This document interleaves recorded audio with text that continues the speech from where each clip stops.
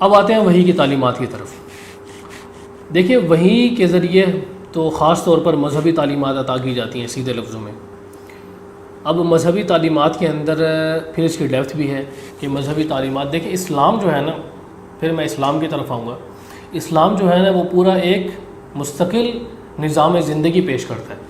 نظام زندگی کے اندر ریاست کا نظام، سیاست کا نظام،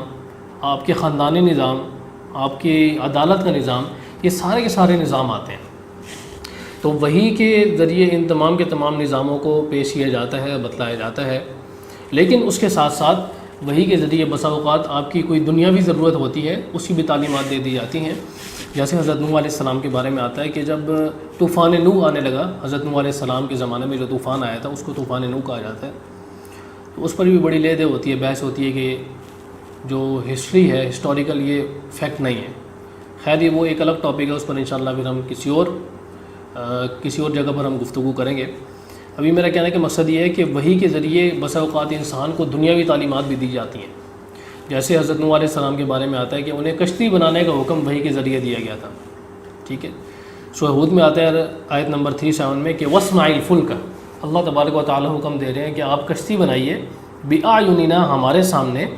وَوَحْيِنَا اور ہماری وحی کی روشنی میں، ہماری تعلیم کی روشنی میں۔ اسی طرح حضرت آدم علیہ السلام کو جو اشیاء کا علم دیا گیا،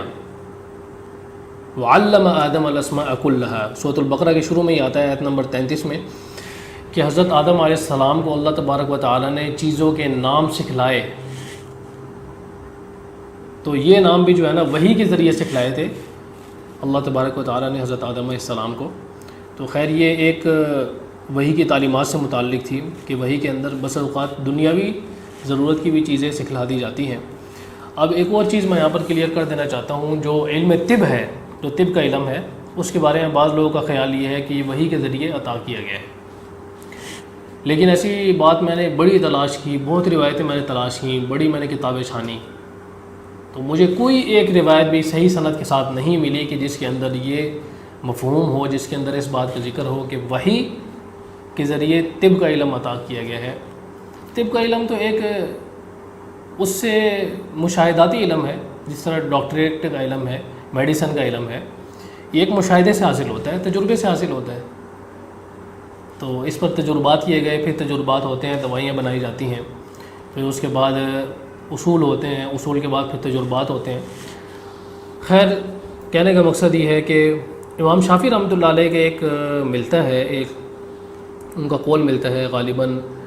جو حلیۃ الاولیاء کتاب ہے ابو نعیم اصفہانی کی، اس کے اندر یہ قول ملتا ہے کہ علم کی دو قسمیں ہیں، ایک علم تو ابدان کا علم ہے، یعنی جو جسموں سے تعلق رکھتا ہے، دوسرا علم دین کا علم ہے، جو دین سے تعلق رکھتا ہے۔ تو اس چیز کو بعض لوگوں نے آپ صلی اللہ علیہ وسلم کی طرف حدیث کے طور پر منسوب کر دیا اور یہ کہا کہ آپ صلی اللہ علیہ وسلم نے گویا کہ یہ بات بتلائی ہے کہ جس طرح دین کا علم وحی کے ذریعے نازل کیا گیا، اسی طرح جو طب کا علم ہے، بدنوں کا علم ہے، وہ بھی وحی کے ذریعے نازل کیا گیا۔ تو یہ حدیث نہیں ہے، امام شافعی کا قول ہے۔ اس کے پر بھی میں نے جب ریسرچ کی تو مجھے پتہ چلا، پہلے میں بھی یہ سمجھتا تھا کہ یہ حدیث ہے، لیکن یہ حدیث نہیں ہے۔ تو یہ چیز بھی الحمدللہ کلیئر ہو گئی۔ تو آج کی نشست میں الحمدللہ یہ تمام چیزیں کلیئر ہو گئی، اور اللہ تبارک و تعالیٰ سے دعا ہے کہ اللہ تبارک و تعالیٰ جو چیزیں ہم نے سیکھی ہیں، سمجھی ہیں، سنی ہیں، اللہ تبارک و تعالیٰ ان پر عمل کرنے کی توفیق عطا فرمائے۔